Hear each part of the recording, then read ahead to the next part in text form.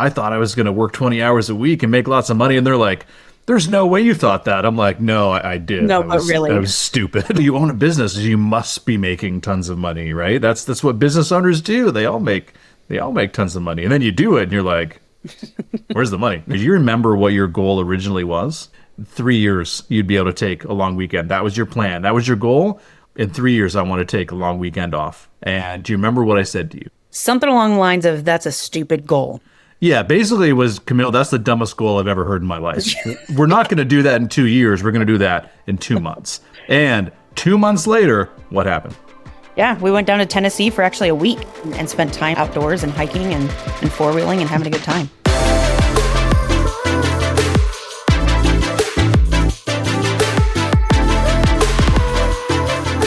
Welcome back to the Restaurant Growth Accelerator Podcast. I'm your host, Andrew Scott, and I'm here with Camile Sue today. And she is our bakery expert extraordinaire, having gone from worked over 80 hours a week and to finally having freedom in her bakery to now actually selling her business at a profit and working with us full time. So it's been quite the journey for Camile. So Camile, thank you for hopping on today.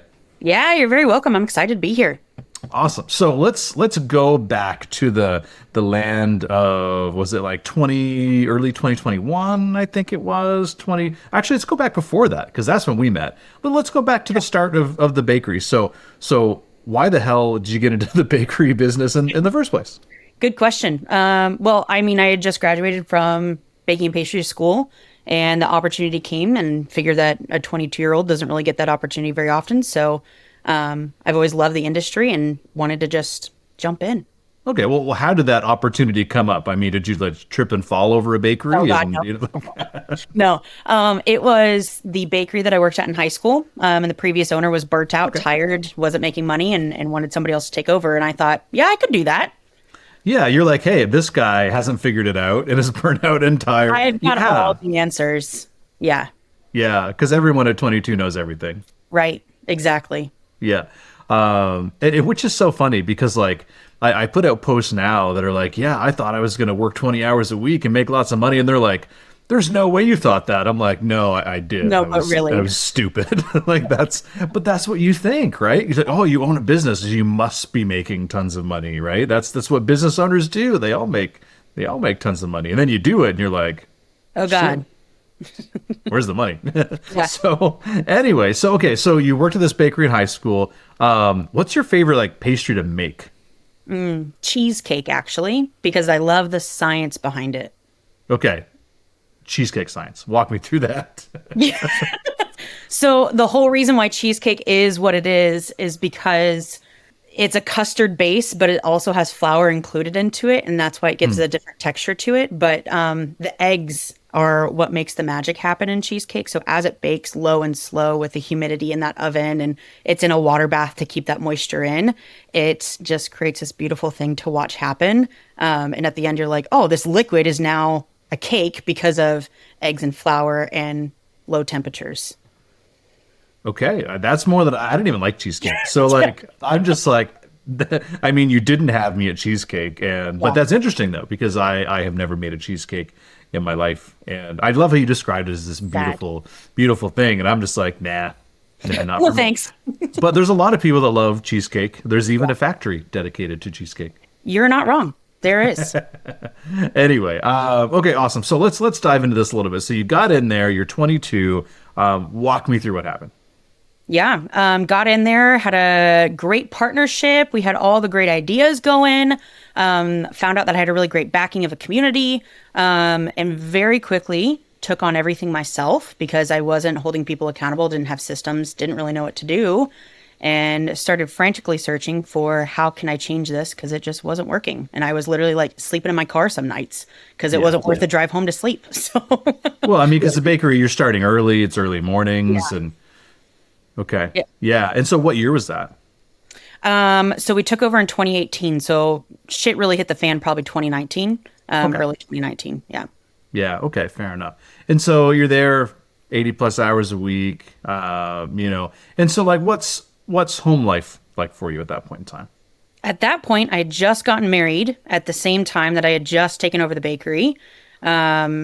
we were figuring out life very young, just, and I wanted to be able to spend time with my new husband, go hiking and whatever, and go live life a little bit. But I was at the bakery the whole time, so there wasn't a lot of home life. Yeah. And so by the time we met, it was like late 2020, COVID was happening. And basically, I guess here's a question. So how initially, because I was just starting, working with independent restaurants and stuff like that in around 2020. I just worked with franchises before. So I started doing this with individual restaurants, and you probably, found me somewhere late 2020, early 2021. But I think it was like February or March of 2021, if I remember correctly, that we actually started working together. So just, I guess, let's take us through that journey. What did you think kind of when you first saw the stuff I was posting and the stuff I was talking about? Just walk me through that and what made you decide to actually, make a change. Yeah. Well, to be honest, like Facebook was the main platform that I used for social media. And I just started searching for groups of like restaurant owners to figure out somebody else has gotten to have an answer somewhere. So I started to search for restaurant owners or help with restaurant owners, how to run a restaurant, how to run a bakery. And I had found a group that you were in, you started posting in. And a few times I was like, yeah, I guess the kind of stuff that he's talking about makes kind of sense. And I think I joined onto a free group call with you just to like explore what was going on. And I was on that call and I was like, okay, I feel like I don't know the answers, but at least these people seem to know relatively what's going on. And some of the stuff that was talked about, I was like, oh, I think we talked about this in my business courses when I was in college, but I haven't applied any of it, right? Because I'm not sure how to apply it. Yeah. So I, it was a little bit sketchy at first because I was like, this dude is some random dude on Facebook. I don't know what he's talking about. Let me just join a free one to be able to see, a free class or a free, meeting, just to see what everybody else is thinking. And yeah. And so, okay, so I like to tell this story a lot. So let's revisit that first call when we were talking about your goals and talking about stuff like that. So refresh my memory. Do you remember what your goal originally was? I think it was be able to take a day off. Yes, it was to take a day off. And then I always push for more than that. So I was like, okay, what's like a long-term goal for you? Do you remember what that one was? Probably like take a few days off in like a few years. Yeah, it was literally, because I went back and I reviewed the recordings. I still have it. I record everything and I keep them. So literally I have a separate hard drive. Anyway, there's been a lot of conversations. But nonetheless, for you, what you had said is you want to take a long weekend off. Yeah. Right, to go hiking and to do stuff that you and your then, new husband, like to enjoy. So, and he had asked you like right before this call, like, hey, when are we going to be able to do that? And you had told him 3 years you'd be able to take a long weekend. That was your plan. That was your goal. In 3 years, I want to take a long weekend off. And do you remember what I said to you? Something along the lines of, that's a stupid goal. Yeah, basically it was, Camille, that's the dumbest goal I've ever heard in my life. We're not going to do that in 2 years. We're going to do that in 2 months. And 2 months later, what happened? Yeah, we went down to Tennessee for actually a week. And spent time, outdoors and hiking and four-wheeling and having a good time. Yeah. Oh, it's awesome. So I just remember that. I tell that story all the time because I don't think I've ever since told someone that was the dumbest goal I've ever heard in my life. But maybe I was... I was a little rougher around the edges back then, but yeah, it just people have this conception that things, because here's the deal.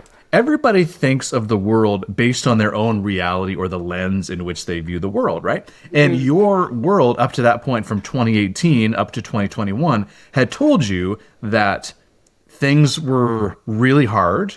My guess is you probably weren't making a whole lot of money at that point as well. No, absolutely not. No. Would you remember how much you were paying yourself per year at that point? I remember it was a big deal that I could pay myself $400 a week. Wow. Okay. Yeah. I was like, I'm making money as a 22-year-old.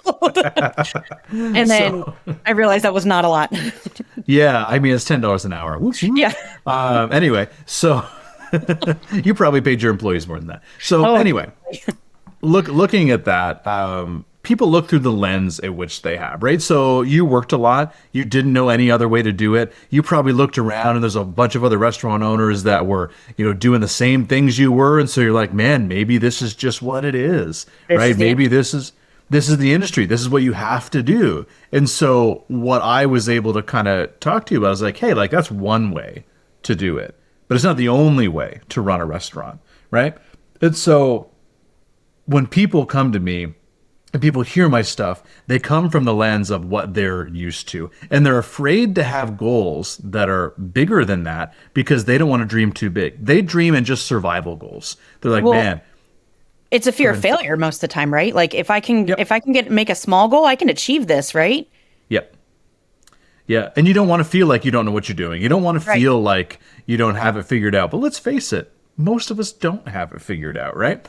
And so you need to go and look at the people who have figured out like that part that you are in, right? Because there's people that have figured that out, right? Mm-hmm. So, I mean, like if we can, do brain surgery, like we figured out some stuff, like pretty sure we can figure out how to run a restaurant, So point is, a lot of people make these goals really small, or they're like, maybe if I could just get to 5% profit, and I'm like, why 5? Why not like 25? You know what I mean? And then they're like, that's impossible. I'm like, is it, or you just don't know how to yet?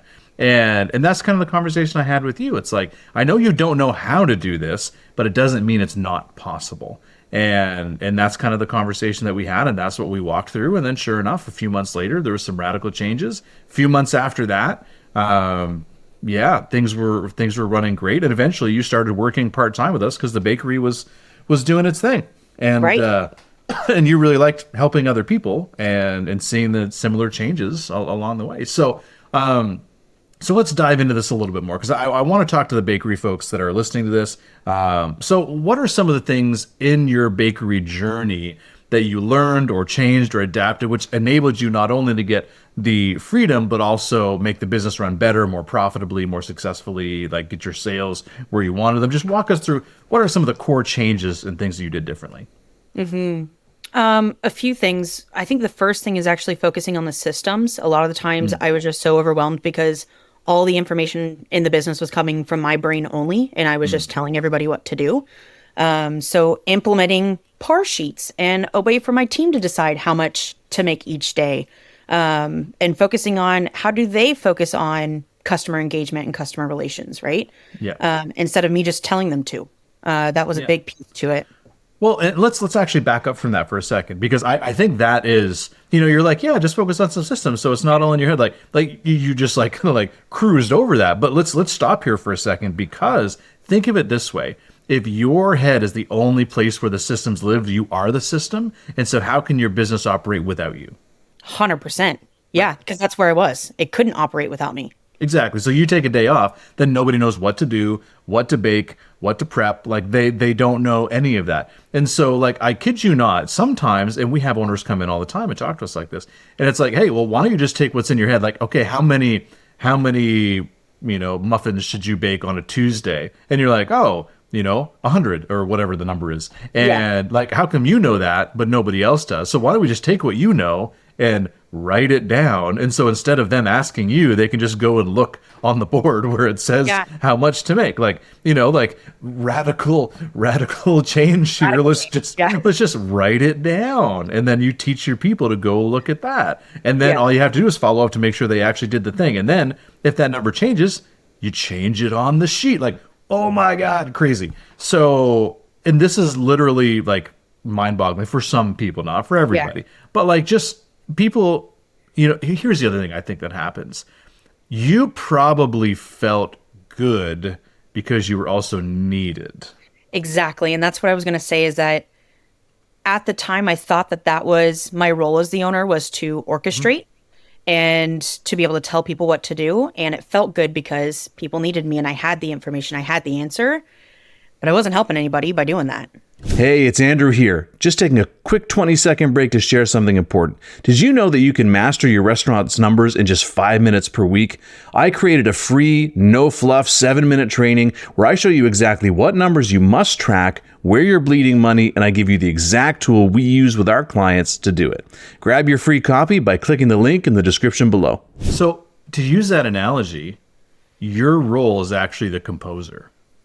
Exactly. If you look at an orchestra, we think that we're, we're telling people to do with our little wand. And if you're listening to this, I'm raising my hand like a little wand. I have a pen in my hand, like I'm directing a band or whatever. So the thing is, like, just picture that. You view yourself as the that person, but really that should be your leadership or your management team. You're actually the composer. Exactly. You've written down what's supposed to happen. You've planned it all out. That should be your role. And then you sit back in the audience and watch it unfold. That's actually your role as an owner, right?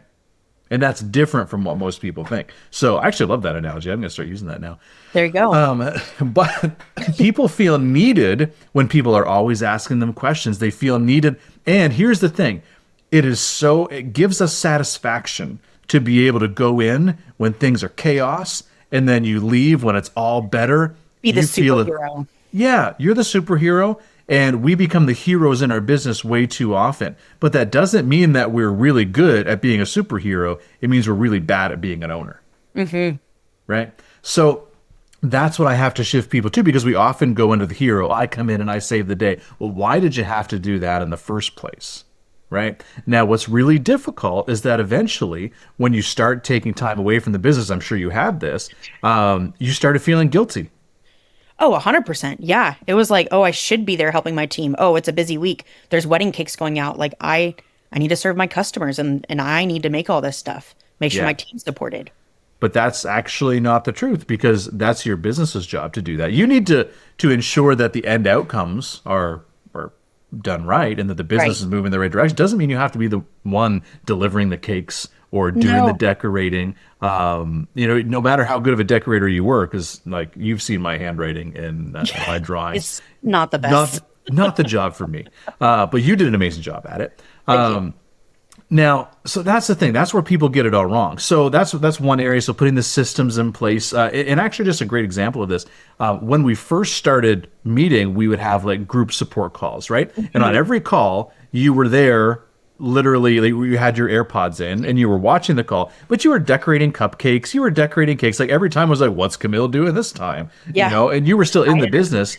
But while you were doing that stuff, you were still learning and engaging as you went, which was great. So you're doing, two things at the same time. Not to say that we always multitask well, but it was a way for you to invest in your learning. But the point is, a few months later, you were then able not to be decorating cakes. You would put the systems in place, and you were then fully present on those calls. And so that was a really noticeable difference.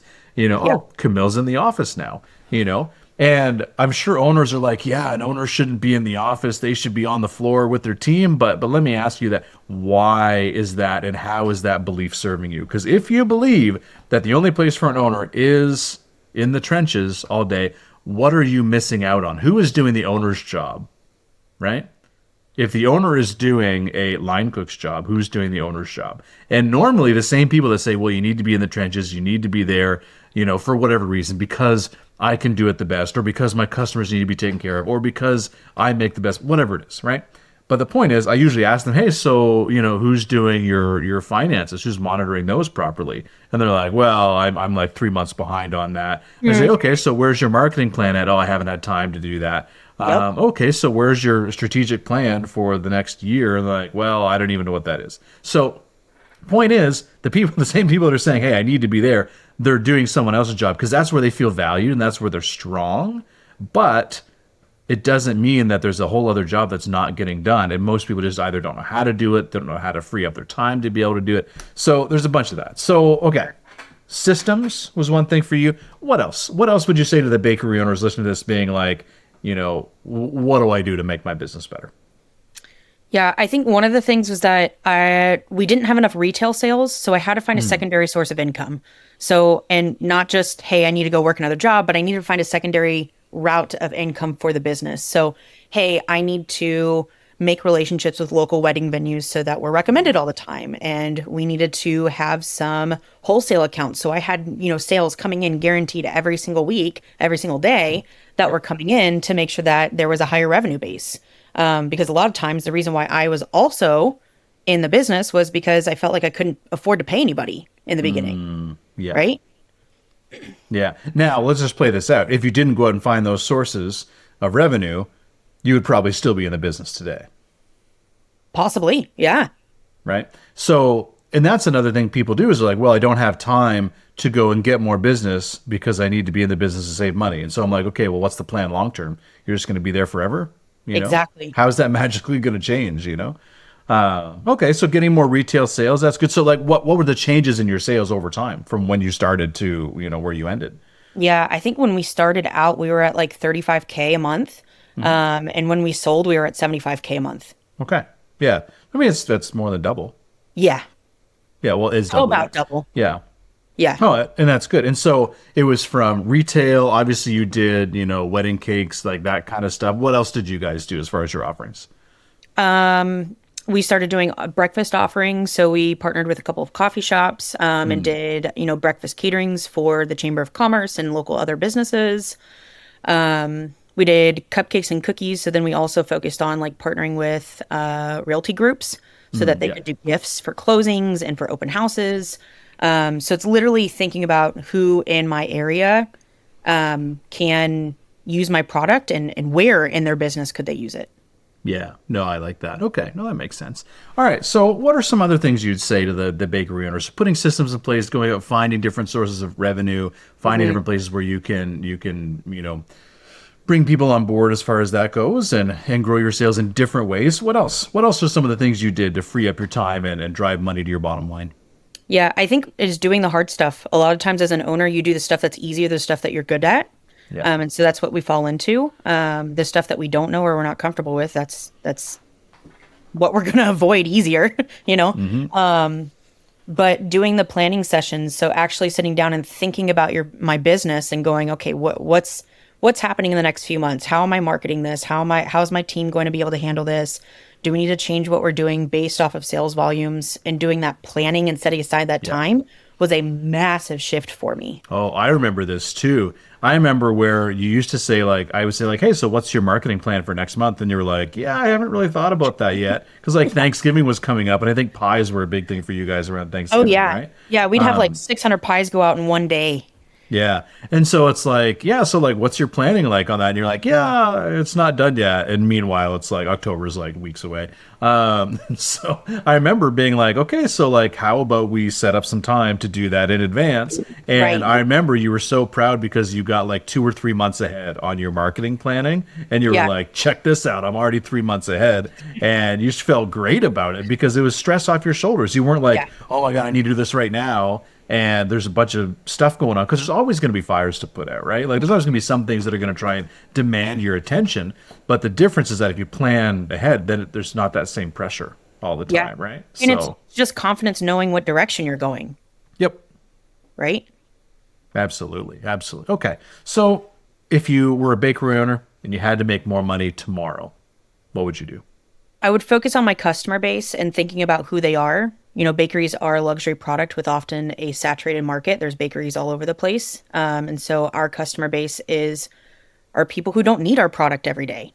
So a lot of the times working on FOMO and fear of missing out on something cool or, something that they need to have or something that's going to, help who they are is what's going to help drive your sales, which I hate saying that kind of, it's the reality of what it is. So if I need sales today or tomorrow, it is getting in front of our customers through text message, emailing right now, and getting them into the business of, hey, this is why you need to come get our product right now. Yeah, and you know what? It's having a really unique product as well. Also, is important because like we just had our executive team here at my house for a quarterly meeting, and when I did that, I remember I bought. What are they? Cronuts, I think is what they're called. Oh yeah. From a local place, but I got them from there simply because they're unique and they had a bunch of really different flavors, and so I brought those in. Because I'm like, oh, everybody's gonna like go nuts for these things, and so like I think about that, like what would be unique that everyone would go, oh, that's really cool, and so like there are some donut places that do different things or whatever that makes it so unique that you want to then be the person that brought this in, and everyone goes, oh, that was a nice idea, so right. And just like general trends and like trending things in food industry in general. Like I know like right now the Dubai bars and Dubai flavors are like a huge thing. If you put that on your menu, people are going to go, oh, I haven't seen that anywhere else. I have to go try this Dubai bar croissant or cupcake or whatever it is. 100%. Yeah. Right. No, and actually it's funny because This one guy that we actually coached a while back, he's just opened up, I think, 3 or 4 new locations in my city. But basically, he was one of the first ones I ever heard talking about this Dubai bar before I even knew what it was. And now everybody's talking about it, but they're selling them for like an insane amount of money, and they sell out every day. Yeah. And well, that pistachio paste is expensive, but exactly. it's worth it. 100%. So just, being unique and actually having something that your customers are going to tell other people about. So that's a really important thing for a bakery product, because it's not like, someone who has to have breakfast every day. Like it is a product that, you need to give people a reason to keep coming back. I think that's really good. I know another thing you did too was also, delegate more down to your leaders. Because it takes things off your plate once you had it systemized. And so then, say something went wrong, you went back and like, hey, was it the system that was wrong, or is it the person that didn't execute the system? Like, which of those things is it that needed to change? I remember us having lots of conversations about that. And I remember there's some financial stuff too, whether, whether people making mistakes with ordering, or I know inventory was a big thing for you, and navigating, your cost of your product is a big part of it as well. So Yeah, I know that when I first started, I thought that I had a terrible team, and I was like, these people suck, until I started to get those systems into play. And I was like, holy crap, I have an awesome team right here. And they started to level up on the way. And it was really cool to be able to watch, and it gave me confidence with those systems to be able to step back and let go. Here's the thing. If you ever find yourself saying everyone sucks or my whole business sucks, it's not the whole business. It's actually you. And I thought this the other day about like, a department in our company. I'm like, man, like nobody's working up to their potential. And I'm like, shit, that means I'm not up to my potential in that department. I'm like, damn it. And that realization sucks. Oh, it does. And I'm like, okay, fine. What do we need to do here that's going to make this better? And even I go through that journey, right? As I scale up, my businesses, it's something that you learn. And it's always a terrible realization, right? Because it'd be easier to blame it on everyone else. Like, oh, well, there's, everybody sucks, so therefore it's not my fault. But it's hard to admit the truth and be like, no, actually, I do have a part to play in this. Because if you want things to change, if you blame it on an external circumstance, the economy, the government, the employee pool today, Gen Z, whatever you want to blame it, the skibbity toilet Riz Gen Alpha, anyway, I don't speak that language myself. But if you want to blame it on something else, then what that does is it means that you then do not have to change, because if the problem is something you can't control, you changing does no benefit. But if we admit that, hey, we do have a part in this problem, and we may not be able to fix the whole thing, but we can do something, then it puts the onus back on us to make the change. And I will tell you that when you change is when the results actually happen. Because otherwise, you're just waiting on the government to save you or the economy to save you, right? And as a great business person, do you wait on external factors to make your business successful, or do you make your business successful is the question we have to ask, right? Okay. So we covered a bunch of stuff here, but one thing I wanted to dig into, which may be uncomfortable, is partnerships. Because you were in a business partnership, and, sometimes business partnerships, if not laid out properly, can become problematic if there's unclear expectations, if there's unclear, and so here's the thing. Most people get into partnerships for a few different reasons. And they think it might be cool to go into business with family or friends or whatever. And you think, oh, they're my friend. Everything's going to be great. They're never going to, have any issues. Or if with family, like, hey, we're family, right? Like, it's going to be okay. Like, and then you get in there, and then without clear expectations, without clear, guidelines and partnership agreements and things like that, it can become messy. And so I want to talk about partnerships, because there's a lot of things I've learned through coaching people, but you have went through it. And so I want to start here. What would you do differently if you're going to get into a business partnership today with what you know now? What would you do differently? Yeah, I think the very first thing of even considering a partnership is, if you can do it alone, because then you have full control and full freedom on what you want to do. So review that partnership. And if you're looking at having a partner purely because of financing, wait until you're ready to have the financing and talk to a bank first than trying to have a partnership based off of financing, because then that relationship isn't the reason why we should be going into business. Right? Now we're going into business because we all want to make money, right? But if that's the reason why that partnership is there, then they're not a partner, they're an investor. And that needs to be a different dynamic. But if you do decide, hey, this is a partner that I want to be able to move forward with, and maybe it is because of financing, maybe it's not, and we can mutually benefit in moving forward together, then the first thing is, if this relationship really does value or bring value to you, don't risk that relationship with that person, and make sure that there is clarity behind what you're going to do and how you're going to navigate forward in any situation. And if it costs you $5 to $10K to go to an attorney and get that written up and get it finalized, I can't imagine that it actually would, unless you guys are back and forth about stuff. Make sure it's clear. Spend the money on making sure that it's documented properly, because I can tell you that when I sold my business, although we sold for a profit, I lost out on profit because I just wanted to walk away and get it done with. And just sever the ties with my business partner. If we were in a better place, I probably, one, would still have my bakery, or two, I'd be able to walk away with a couple more grand in my pocket, tens of thousands of dollars in my pocket that I gave away for that. So I guess ask the question, like, is the relationship with this person worth $5,000 in like legal fees? Right. It's probably going to be worth that, right? And so let's walk out, what could happen, right? Because, let's say, for example, I've seen this happen where there's two partners, and one's supposed to be the financial person, the other one is supposed to be the person that's executing in the business, and then all of a sudden the person that's executing the business just walks away, and you're stuck with it in a business that you don't necessarily want to be in.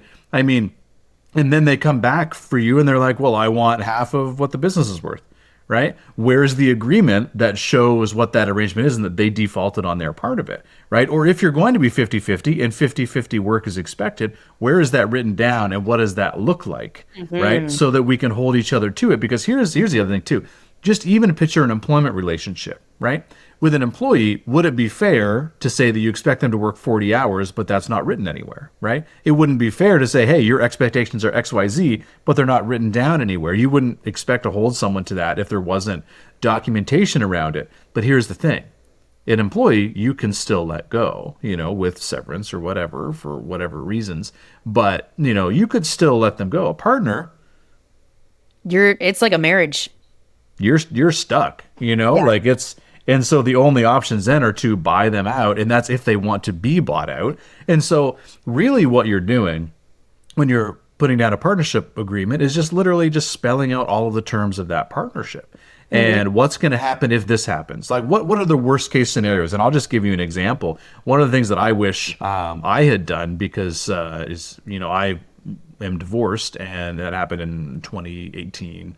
But basically, one of the things I wish I had put in there was how, like, the metric to which I would value my business, right? Because then how do you even value what the business is worth when you go to split that at the end of the day?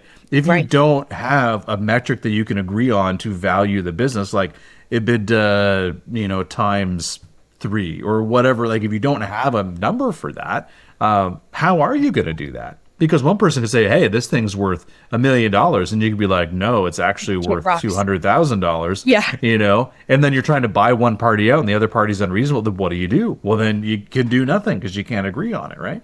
So I just think that having an agreement is probably one of the biggest things. But before you get into an agreement, the first thing we have to evaluate is, why are you getting into a partnership to begin with? Because most people get into partnerships either because they need money.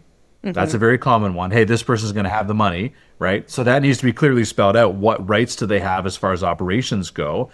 And what are the expectations for a return of capital and dividends? And like, what does that actually look like, right? Or is it that they can then still have some operational control because, like, who's the majority or minority shareholder? Right. And so like spelling those things out are really, really important. But a lot of times it's money, or, you get in because you want to split the work with somebody. But people often get into partnerships because they have a similar skill set, which is not a reason like you should be getting into a partnership. Because if you have the same skill set as the other person, then like what value does that bring to the business, right? Yeah. You're just two workers. So like if somebody comes in with, a baking skill set and then you bring in another baker, cool, but how does that help the business? It'd be much better if you found a partner that you were going to go in with who has a marketing skill set, you know?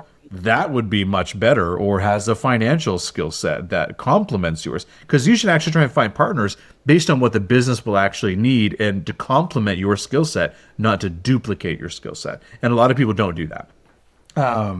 And again, even if you're partnering with, say, a husband and wife and stuff like that, and you go into business together, you got to clearly spell out who's going to do what and what the expectation should be. Because otherwise, there will be resentment that builds because, hey, I thought they were supposed to do this and they're thinking you should be doing this thing. And then that just ends up in a negative situation. And I have seen, let's put it this way, I've seen partnerships go wrong more than I've seen them go right.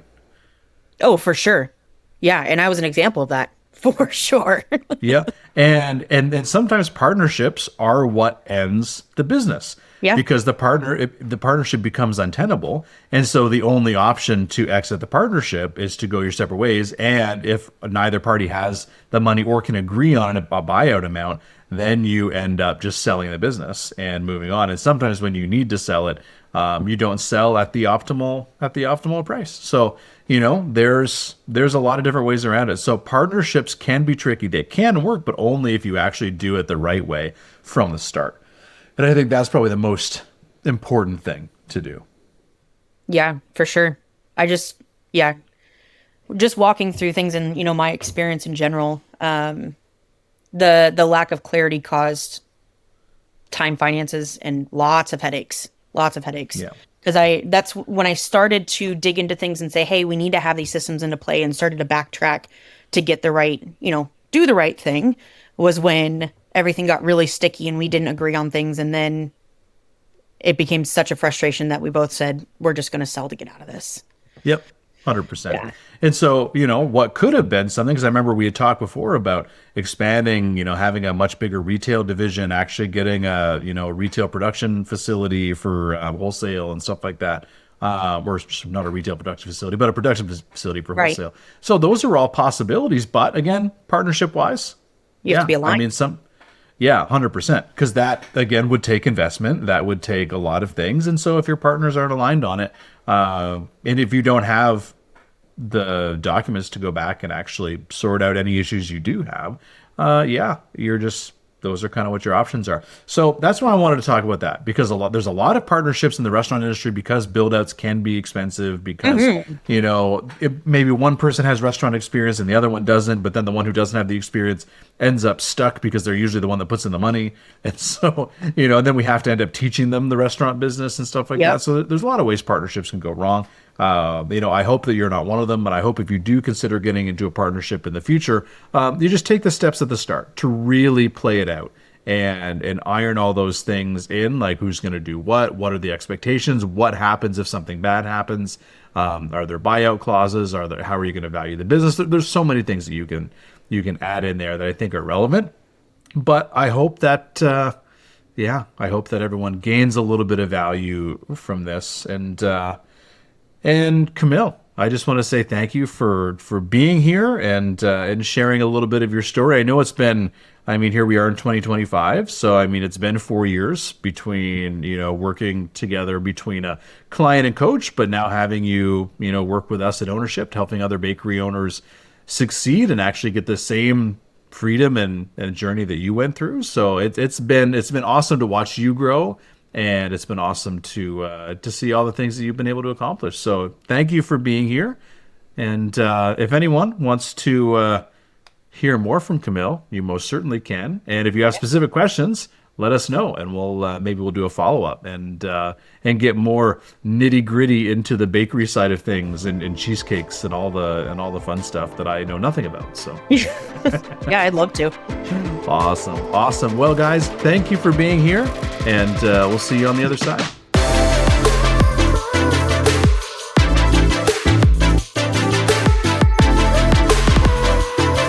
This episode is brought to you by Ownership Training, where we help restaurant owners increase their profits while spending more time with their family.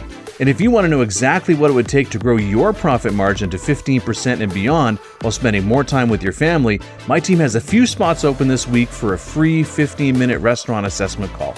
Just click the book a call link in the description and we'll show you the exact frameworks we're using to help our clients do this in as little as 6 to 8 weeks. Thanks for listening, and we'll see you on the next episode.